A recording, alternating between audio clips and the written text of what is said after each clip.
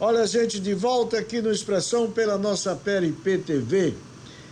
Vera Vilar, vou pedir um minutinho de licença a você, porque ontem não, foi na terça-feira, teve uma festa realmente maravilhosa lá no nosso Museu da Gente Sergipana.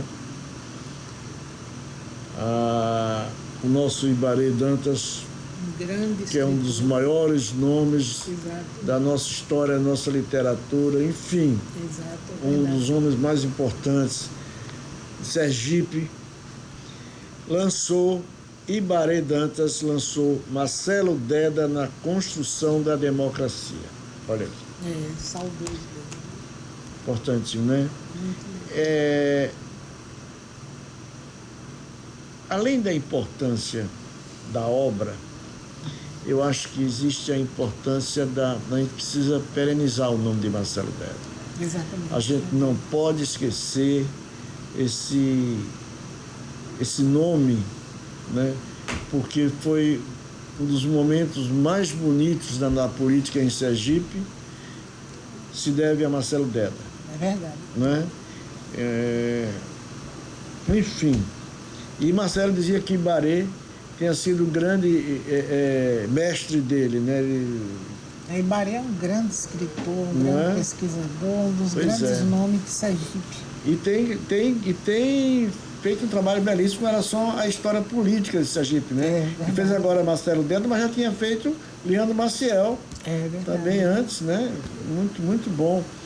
Mas aí o que eu quero dizer é o seguinte, a gente esteve lá no Museu da Gente Sergipana para o lançamento do livro de Ibarê. Ibarê não pôde vir ao programa, ele está precisando descansar um pouquinho, a idade já não permite muita coisa, meu querido Ibarê, eu sei disso, mas com certeza a gente vai estar com você ainda muitos anos pela frente, com fé em Deus, isso não tem a menor dúvida. Precisa se cuidar, né? Mas a gente esteve lá e nós fizemos uma matéria que a gente vai mostrar agora. Vamos conferir.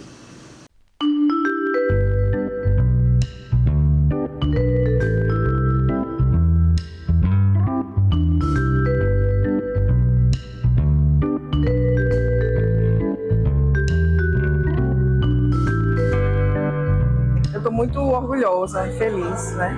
Porque o historiador Ibarê Dantas, ele é muito meticuloso nos trabalhos dele. E aí ele resolveu fazer esse livro em homenagem a Marcelo Deda, nosso ex-governador, que ajudou e muito na questão da democracia no Brasil e em Sergipe. E é importantíssimo que a história de Marcelo Deda ela seja levada adiante, né? Tanto nas escolas como no público, para o público em geral, para que a história dele não morra com ele, né? Então que a história continue viva, porque ele deixou um legado de uma política muito justa. Primeiro, a importância do próprio Ibarê, que é um dos nossos maiores historiadores. Se nós vemos a bibliografia dele, tem escrito sobre a história política de Sergipe desde os primórdios. Segundo, o biografado, todos nós conhecemos, eu tive a honra e o privilégio de trabalhar com ele. Eu sou procurador-geral da Prefeitura de Aracaju e fui seu secretário de governo quando ele foi governador. De forma que é uma satisfação muito grande ver transformado em livro um pouco da história desse grande líder político de Sergipe.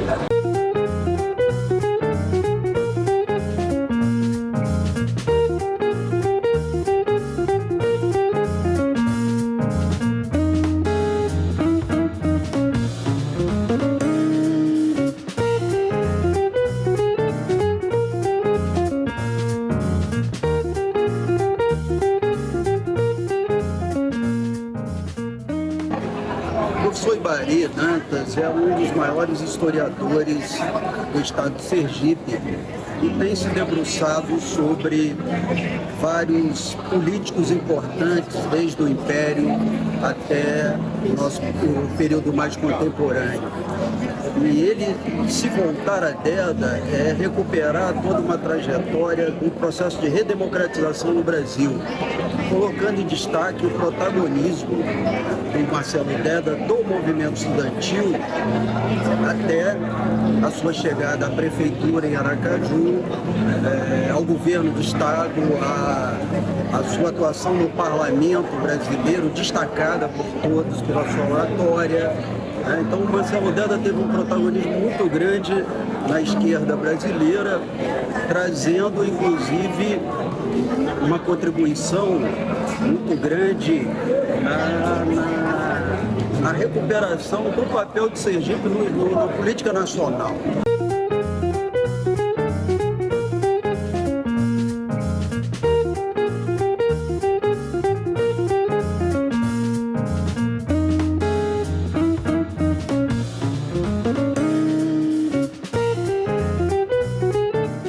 Primeiro, o Sr. Ibarê é o nosso historiador vivo do Sergipe hoje, né? O grande representante da nossa história política, né? Um acadêmico que dá um trabalho importante de estudar a nossa história política e de mostrar esse desenvolvimento sergipano no século XX. E ao traçar esse Marcelo Deda, ele mostra também a figura de um homem marcante de história, que fez seu legado na educação, na cultura política e preenche uma lacuna que era pensar esse Deda historiografado. Então, o Ibarê, com sua escrita fantástica, dá esse registro marcante histórico de Marcelo Deda. O Ibarê, inicialmente, se dedicou mais ao quadro político de uma maneira geral, né? O tenentismo em Sergipe, a história dos partidos, a história política de Sergipe. Mais recentemente é que ele tem se dedicado às biografias, como a do senador Leandro Maciel, do Império, e o ex-governador Leandro Maciel, e agora Marcelo Deda. Acho, primeiro, a obra de Ibarê tem essa característica de ser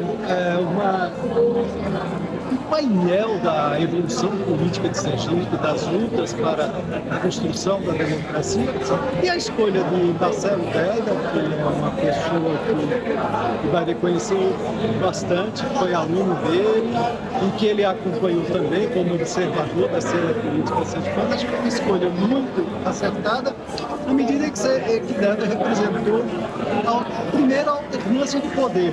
Foi o primeiro político de oposição a ser eleito governador de Sergipe após a redemocratização, após o final do regime militar.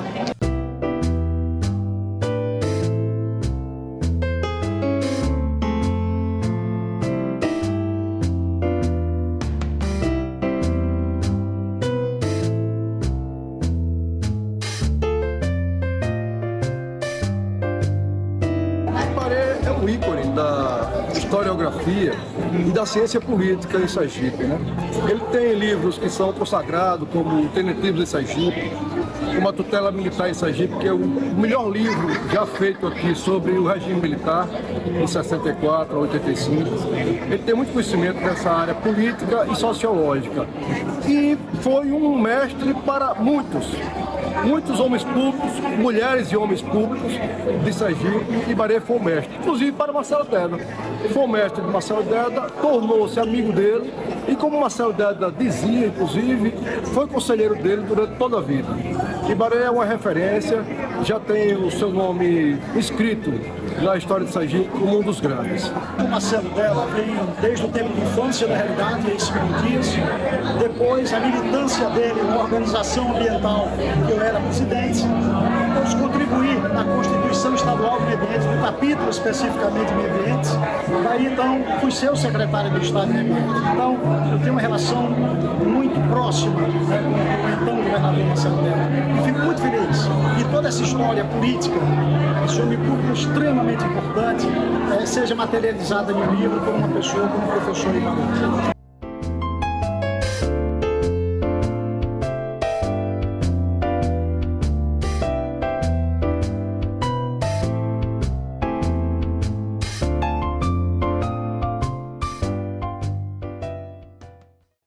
Olha que maravilha, hein? Parabéns ao Ibarê. a equipe toda que trabalhou lá, a sua esposa, a professora Beatriz Góes Dantas, outro grande nome na nossa literatura, na nossa história, principalmente no nosso folclore, muito importante para a gente. E que Deus conserve vocês dois, tanto Ibarê como a professora Beatriz, com saúde, com paz, para que a gente possa usufruir cada vez mais dessa sabedoria e dessa inteligência. Isso é que importa. E quero agradecer ao pessoal que prestou depoimento nessa matéria que nós fizemos, né? Meu querido jornalista Marcos Cardoso, ao Genival Melo, Genival Nunes, Genival Nunes, enfim, tanta gente aí, Lara Guiar, tanta gente boa que esteve presente lá no lançamento do livro do Ibarê. Valeu. Professora, posso chamar de professora? Pode. Professora Vera Vilar. Eu não consigo enumerar as academias de letras de qual a senhora pertence. São quantas? Eu faço parte do MAC, da Academia Sergipana MAC de é o Letras. Movimento Antônio... Movimento de Apoio Cultural Antônio Garcia. Faço parte da Academia de Propriá de Letras. A terra onde nasceu, onde né? eu nasci. Faço parte da Academia do Bairro São Francisco e faço parte da Academia Literária, agora, de Propriá também, e estou convidada para a Academia de Minas Gerais, também para fazer da entrada lá. Tive já 2 convites, estou pensando, porque é importante que a gente participe, né? No meu caso, enquanto mulher negra, para também ter que outras pessoas que venham depois de mim possam ter essa ascensão, porque há poucos negros nas academias literárias, não porque não tenham obras de relevância, né? Mas sim por conta do racismo que a gente enfrenta há tantos anos, há tanto tempo, principalmente o racismo estrutural, que eu resumo o racismo estrutural da seguinte forma: há uma cultura geral, generalizada, né, que foi implantada quando o povo negro foi escravizado, que não existe escravo, existe um povo que foi escravizado, né? Então, o povo negro foi escravizado e na cabeça de algumas pessoas, negro só tem que ter empregos e não pode empregos de serviços gerais, de cozinheiro, no máximo estou falando cozinheiro, não chefe de cozinha, viu? Então, não deixam os negros terem ascensão, né? Há pouco tempo a gente não tinha juízes no Supremo negro, não tinha generais negros, não tínhamos juízes negros e temos muito poucos, não porque não tenham capacidade, né? Que há realmente um impedimento racial, cultural para os negros na ascensão. E quando um tem uma ascensão, né? Os outros, há uma grande admiração em relação a isso, não é por conta. Eu mesma, aproveitando isso, eu tenho uma pesquisa sobre autores e autoras sergipanos negros, que eu comecei em 2018, inclusive já dei uma palestra sobre isso na Escola do Legislativo. Fiz um levantamento de 1942 até 2022. E há escritores negros em Sergipe. Escritores negros sergipanos, exclusivamente sergipanos. E nessa pesquisa, que não é uma pesquisa acadêmica, eu também fiz questão que não fosse, nós temos desde escritores que não têm nenhum ensino fundamental, como escritores conhecidos, né, principalmente na política, como foi João Alves, como existe um monte de outros escritores negros sergipanos, homens e mulheres também, né? Então, há isso. Não, eu faço parte de várias academias, mas em todas essas academias que eu participo, geralmente só existe eu de negra. Não existe outro negro na academia. Interessante isso, né? É cruel, né? É cruel. Eu acho que é de uma crueldade. É cruel. Aqui, a Apneia, que é o livro de poesia da Vera Vilar, daqui a pouco a gente vai falar um pouco mais sobre a Apneia. Mostra aqui, o meu amigo Guindonô mostrou a Apneia. Mas o fato da mulher negra e pertencer a essas academias, essas coisas todas, tudo isso é um processo que não é fácil, né? Para você chegar até lá, mesmo se a gente entender essas doses de preconceitos horríveis que existem. Foi muito difícil para você? Eu sempre digo popularmente assim, como é que está, Vera? Eu digo, eu vivo numa luta insana. Eu coloco essa palavra, insana. Não só por conta dos problemas de saúde, mas a luta insana em toda a minha vida, pelo fato de ser negra, mulher, e ainda tem uma coisa que acrescenta, né? A parte econômica que a gente chama pobre. Então tem muito isso, e é uma luta insana, né? Quem pode, quem se entrega à luta como eu me entreguei, às vezes muita gente diz, Vera, eu ainda bem que ainda viva recebi algumas homenagens durante a minha vida, né? Continuei recebendo homenagens de todo tipo, oficiais, não oficiais, de jornais, de comunidades, uma infinidade. E às vezes as pessoas, minha própria família diz, para que tanta homenagem? Já vai receber outra, pelo amor de Deus, não é dinheiro, se fosse dinheiro você já tinha rica.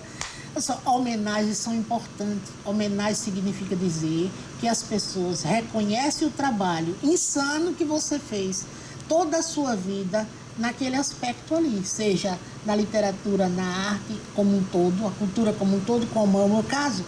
Então isso é importante. Eu acho que revigora, né? Revigora, além de ser um reconhecimento, ainda lhe estimula a dizer, você está no caminho, vai em frente, vai embora, é por aí.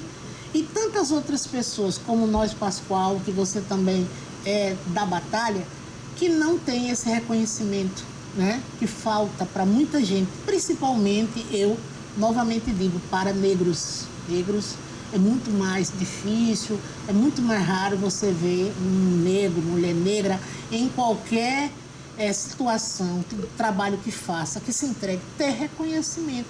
É muito mais difícil. Você me contou uma história, o seu trabalho, você com o cargo de assessora, inclusive cultural, sim. De uma determinada instituto, enfim. E você entrou no elevador. Foi essa história do elevador? Sim, eu digo que eu passo por racismo todos os dias. Só que com o passar dos anos, a gente acumula conhecimento, um pouco de paciência, estratégia, tática, para lidar com várias situações. Então, eu quando comecei a trabalhar ali na Escola do Legislativo, onde eu trabalho, que faço parte de assessoria de arte e cultura, eu entrei no elevador nos primeiros meses, isso em 2019, no início. E no elevador entrou, tinha umas mulheres brancas, cheias de joias, e eu me visto com simplicidade, até porque é só isso que eu consigo. E elas me perguntaram, bom dia, elas disseram, bom dia. Aí elas olharam de cima a baixo e disseram, você trabalha aqui? Eu disse, sim, trabalho aqui. Na empresa terceirizada, que é empresa terceirizada, geralmente é serviços gerais, o salário é baixíssimo, etc, né? Aí eu disse, não, eu trabalho, eu assessoro aqui a direção da casa na parte de arte e cultura.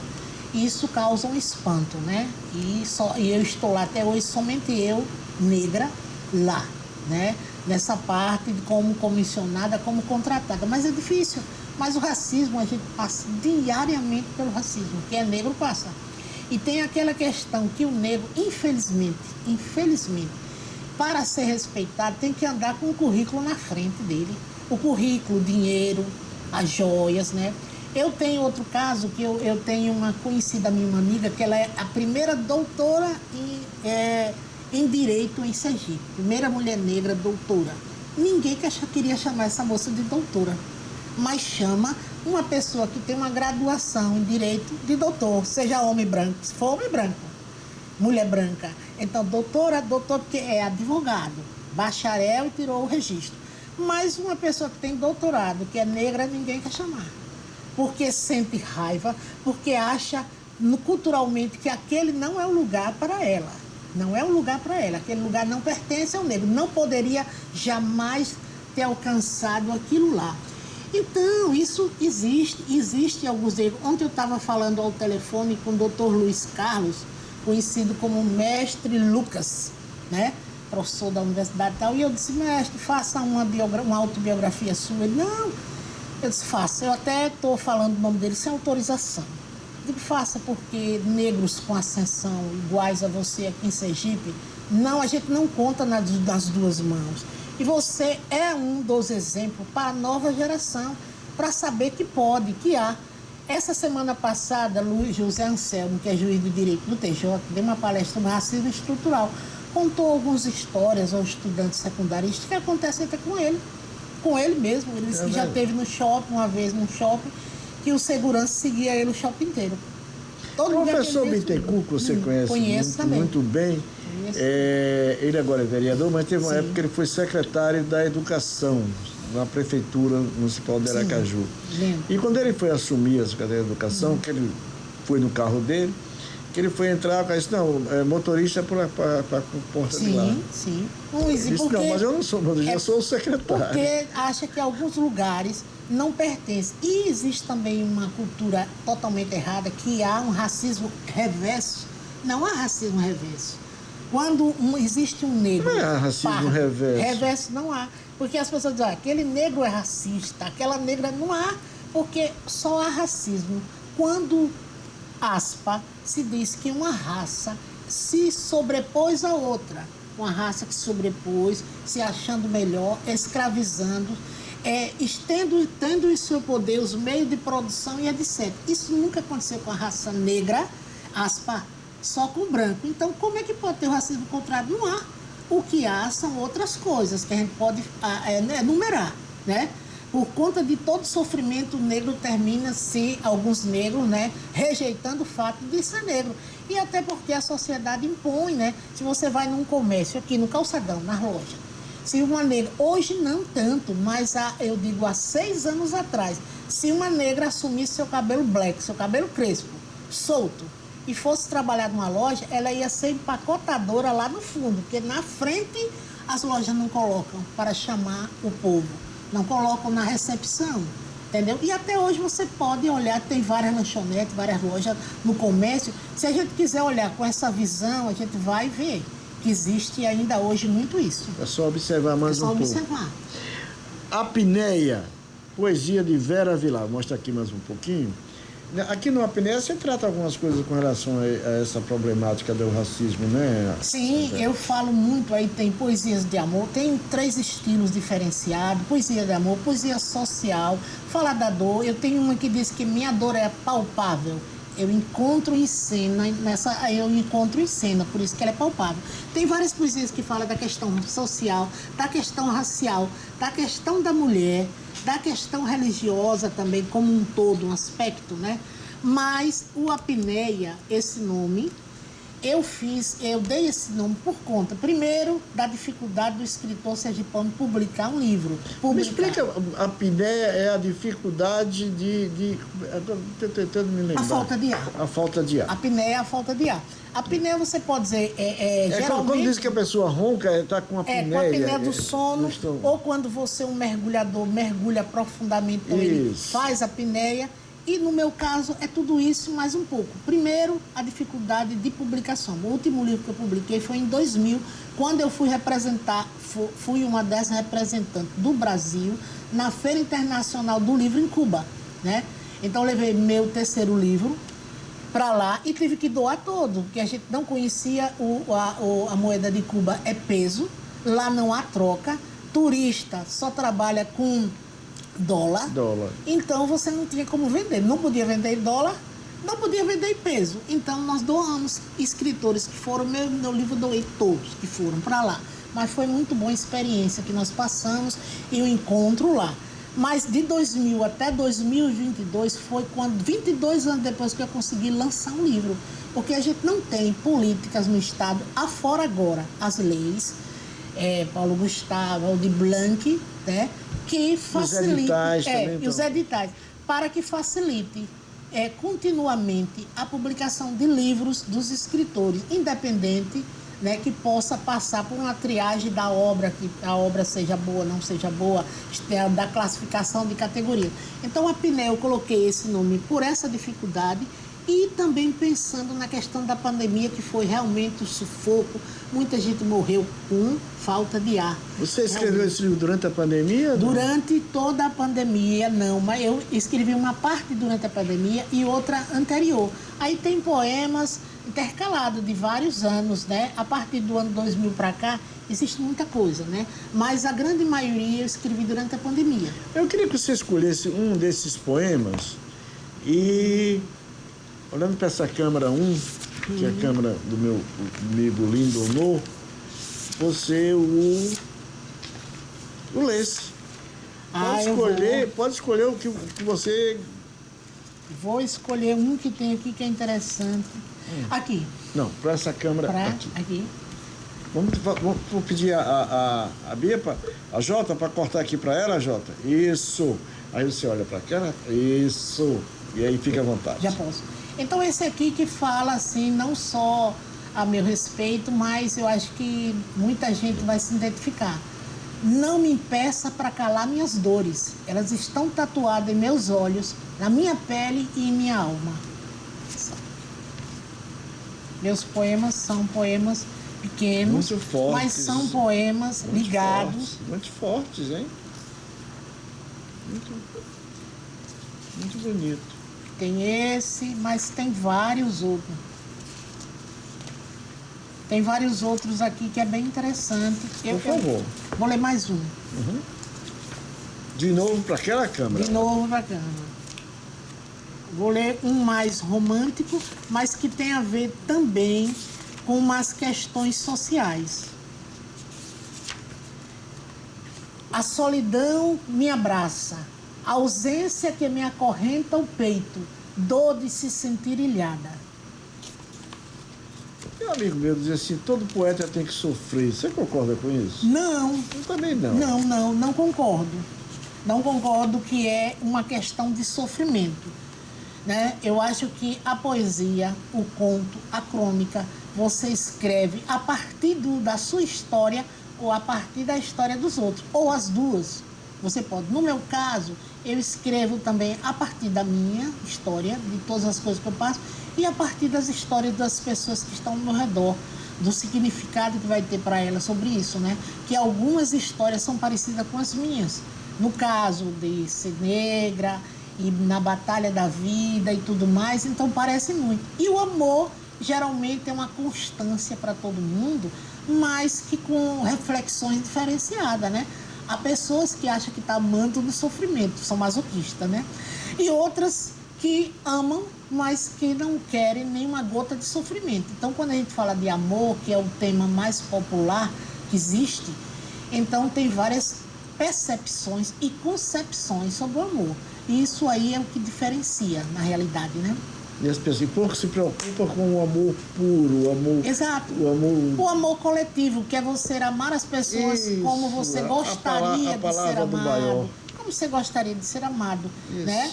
Não como você deveria, mas como você gostaria, né? Porque às vezes o deveria não tem nada a ver com o que você merecia. É verdade. Né? Vera Vilar, que honra recebê-la aqui no programa. Foi muito bom. Eu estou sabendo da sua guerra interior aí, mas você vai vencer ela, eu tenho certeza que você vai vencer. E pela sua garra, pela sua fé, principalmente por isso, eu tenho certeza que daqui a pouco você vai estar sorrindo com aquele sorriso largo, bonito e feliz, com certeza. Mas a apneia, como é que as pessoas que estiverem assistindo o programa querem comprar o apneia da Vera Vilar? Como é que faz? Então, pode ser através do meu zap. Você quer dizer o zap devagarzinho? Oh. Eu vou pedir a Bia, viu, Bia? O Jota lá em cima, para depois colocar aqui na edição. Diz o meu zap é 7999130 2604.